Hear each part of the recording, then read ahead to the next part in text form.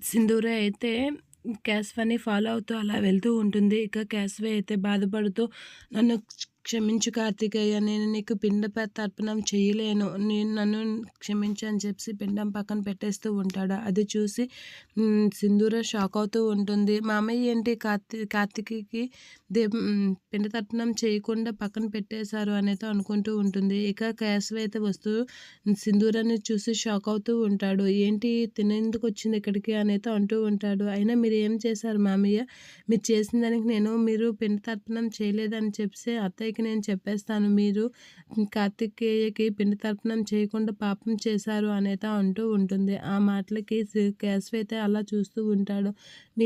మీరు నాకు ఈ విషయం చెప్పకపోతే నేను అత్తయ్యకి ఈ విషయం ఖచ్చితంగా చెప్తాను అని అంటే, కార్తికేయ అసలు నా సొంత కొడుకు అయితేనే కదా నేను పిండ తర్పణం చేయడానికి అని చెప్పి కేశవ్ అయితే గట్టిగా అంటూ ఉంటాడు. అలా అనేసరికి సింధూర అయితే అలా చూస్తూ ఉంటుంది. అయినా నీకెందుకు ఈ విషయాలన్నీ అని చెప్పి గట్టిగా అంటూ ఉంటాడు.